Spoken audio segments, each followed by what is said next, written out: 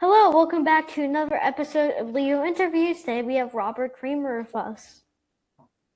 Good to meet you, Leo. Yeah, of course. Nice to meet you. Well, let's go ahead and get into today's podcast. Tell me about you. Okay. Do you know anything? Have you researched it all? Have you looked up my name, or are you just... I don't think we got your bio. No? No. Okay. Well, yeah, I'm Robert Creamer. I live in Dallas, Texas. Been a commercial real estate broker for 21 years.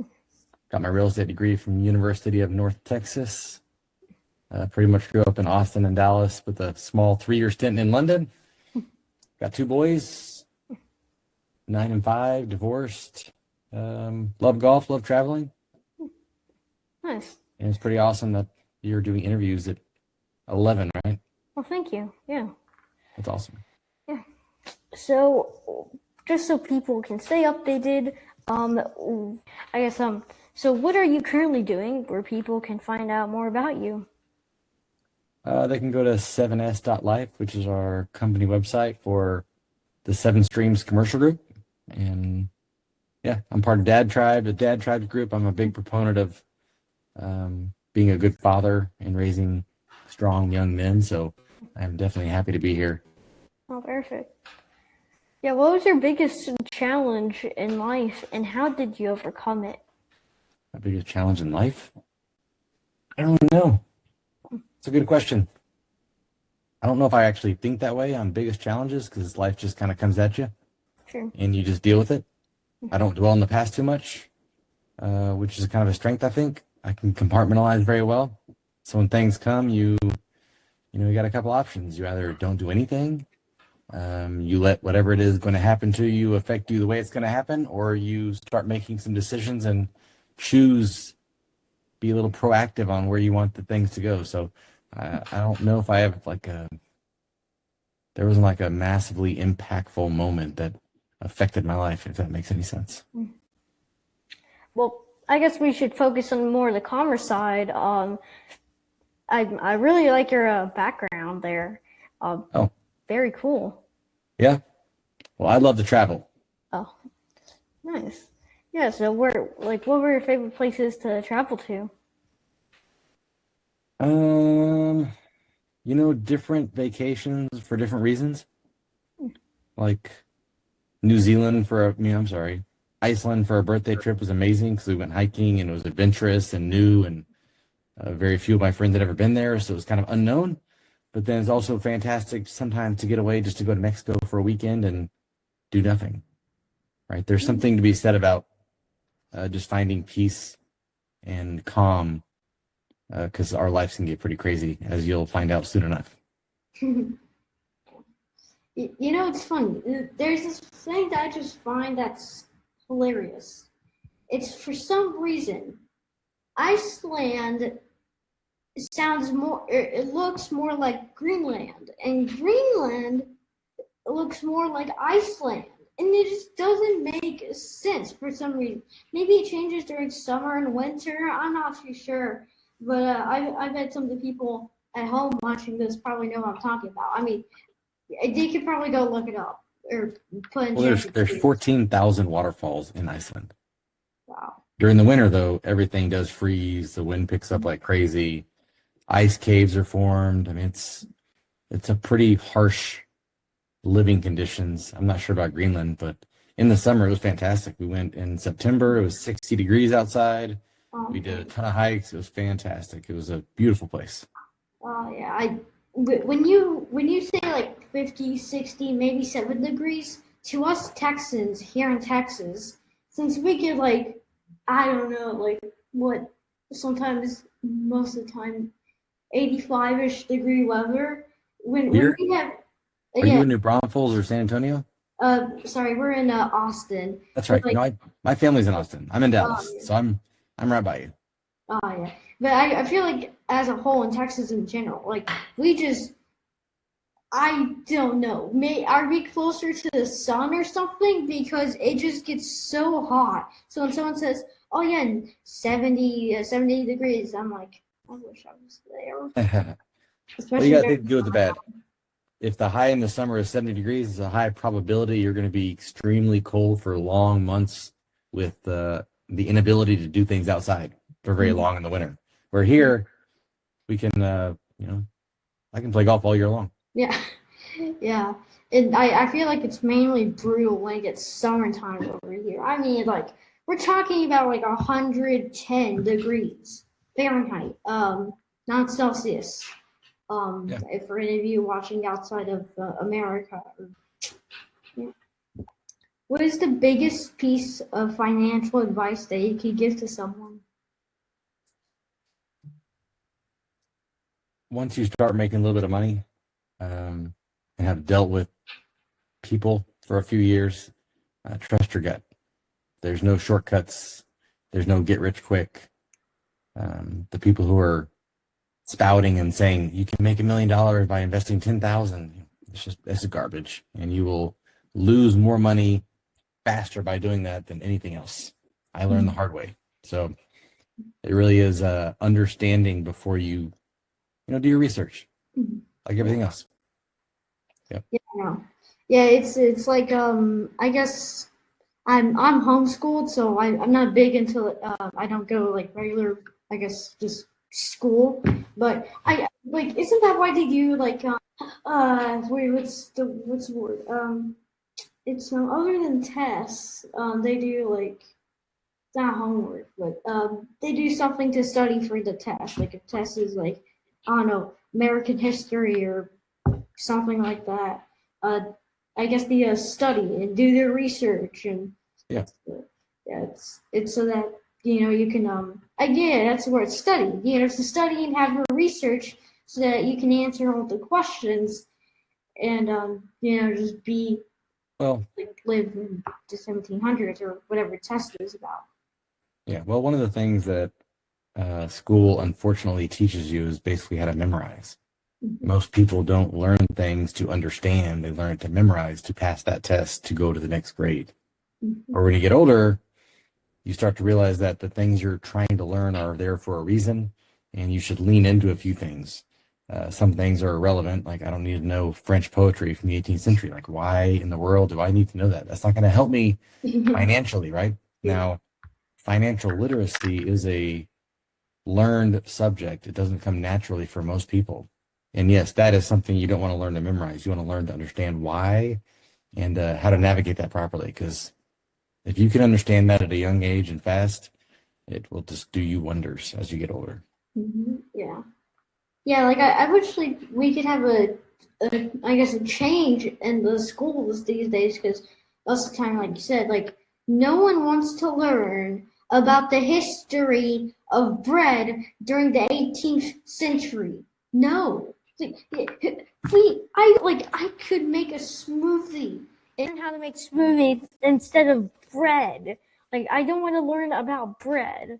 Like I feel like we should maybe some other subjects like financials or like just something like real. Well, some people may have interest, but that stuff needs to wait till college, and then you can make a decision on, do I want to spend $2,000 to take a class to learn about bread? Well, if that's the case, then hey, go for it. But in elementary, middle, high school, you're right. They definitely should lean more into survival, financial, how to be a good human, right? The things that you need to survive outside of AI, because a few schools now are leaning into AI a little bit, which is good and bad, I think. Yeah. Well, that's a good start. I didn't even realize that schools were doing that. I feel like it's actually good, because you can use AI for good things and for bad things, and AI can really help a lot, like when doing work. Like, for instance, my dad, we had him as episode 1 on the podcast. Yeah. You guys can go check it out. But as of the day of recording this, like, he uses AI for everything, and really, he doesn't. Sometimes he'll use it for images. He usually uses it for images, but it's mainly to just help speed up the whole work process. It's like having a clone of yourself. And it should be a value add. Yeah. But you still need to understand what it's doing, why it's doing it, and how to interpret it. Because AI is not the 100% correct. Even ChatGPT will say, I am wrong sometimes. And so if you don't know how to understand if it's wrong or how to prompt it properly, then yeah, it can get you in trouble. Plus, too much AI makes the human interaction and communication terrible. Yeah. Like my son is 9 and I have a 5-year-old. And I tell them all the time, like, you can't stick your nose in this iPad all the time because your communication skills will go out the window. Yeah. Well, that's one of the reasons that we built leointerviewsacademy.com. You guys can go to leointerviewsacademy.com, and basically we have the Leo certified path, where it is academy on how we teach your kids to not only build confidence, build real world skills, and also build amazing connections in life, and all for a very small price. I forgot the price, but you guys can go to leointerviewsacademy.com to find out more. Or if you want more information, you can look up George Rivera something, I don't know, on YouTube. That's where you can find my dad. But yeah, that's it. Like, I feel like, each generation, like, we all rely on the next generation. I think we're now on to like generation alpha, beta, something like that. I forgot. I mean, these names are getting crazy. I mean, can't we just go from like A, B, C, D, E, F, G, H, I, J, K, L, M, N, P, Q, R, S, T, V, W, X, Y, and Z, and then like A, B, or like A, then A, B, then A, C, and just do it. Like, that's more organized, Look. People want to feel unique. True. Yeah. Imagine going up to someone saying, I'm a Gen Beta. I'm sorry to all Gen Betas out there, but you do not sound intimidating when you say that. I mean, I think I'm like, what, Generation Alpha? I'm not too sure.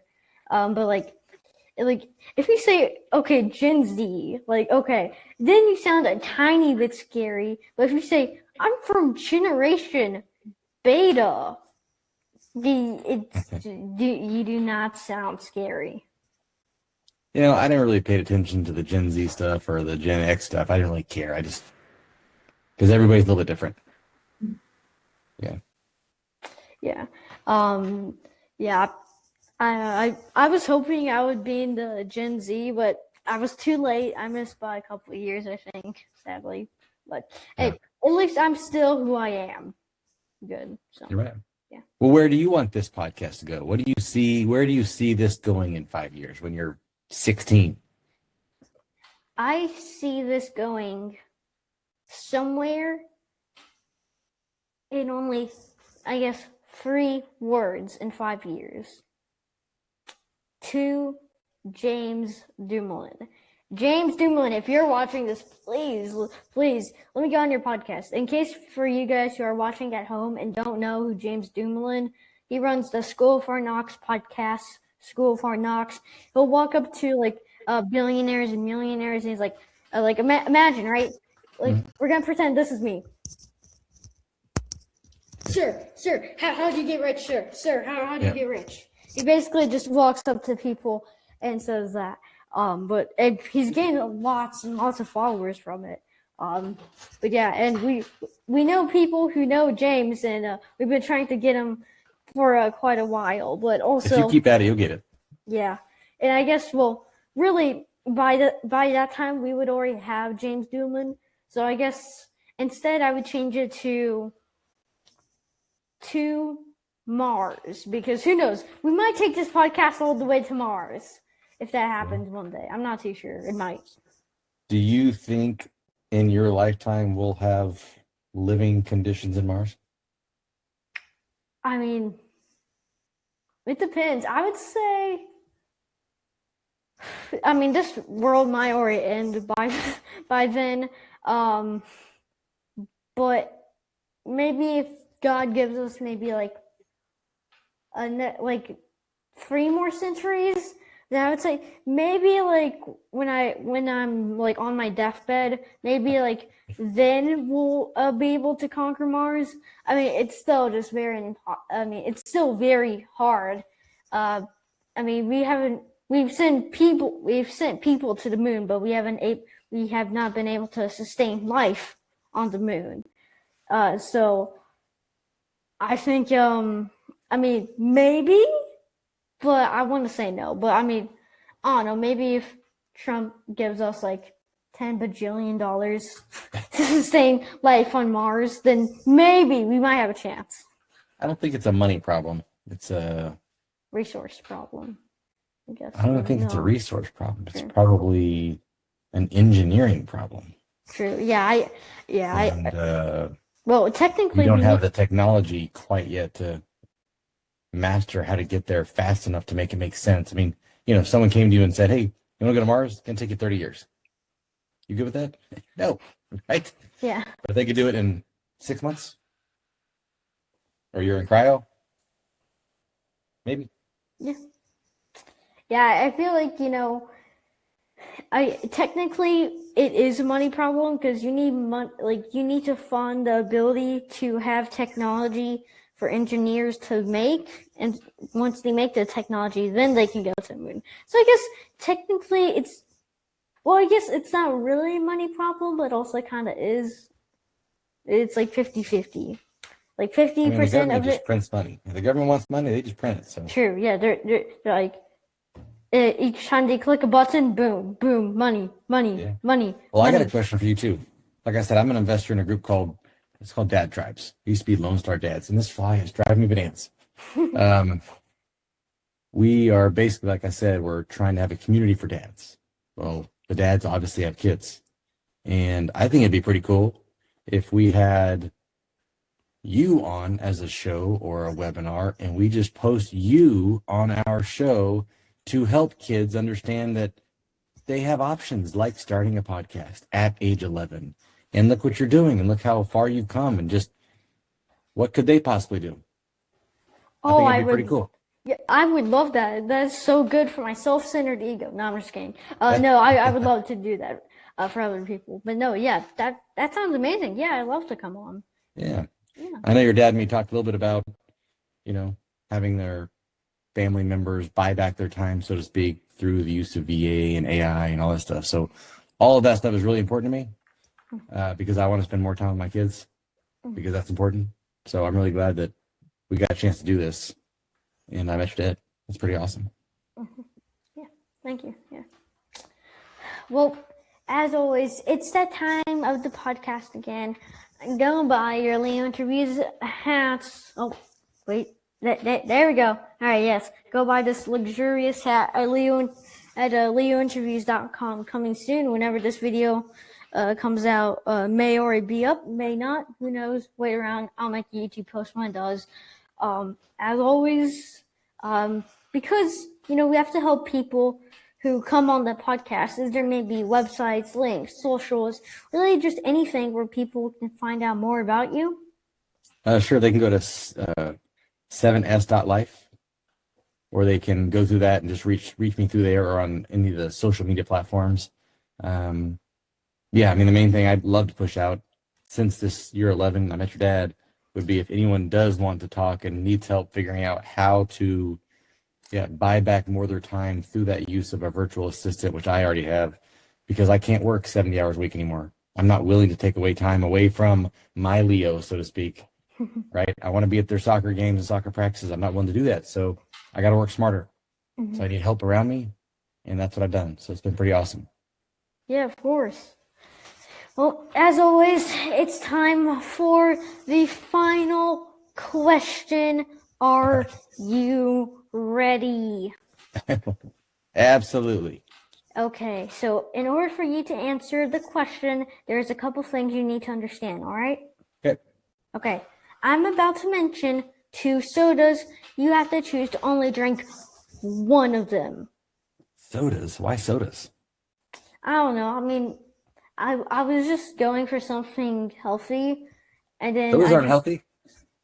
Yeah, I know. I know. I tried to go for something healthy, and I'm like, I don't know, diabetes. That's what America is these days. So I guess might as well go with sodas. It actually turned out pretty good for the series, but that's why I started doing it. But are you ready for your choices? Go. All right.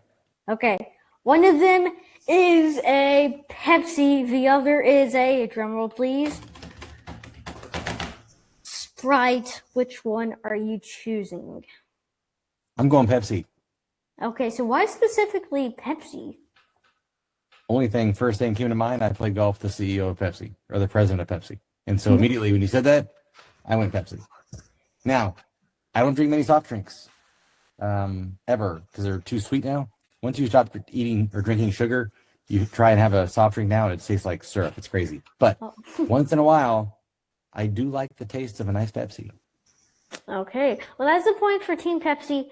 Pepsi's now at 8 points, while Sprite is at 7. It's the first one to 10 points wins. Oh, there you go.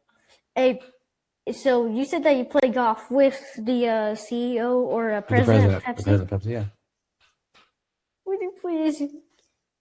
I would love to get my dad in contact with him and have him on the podcast.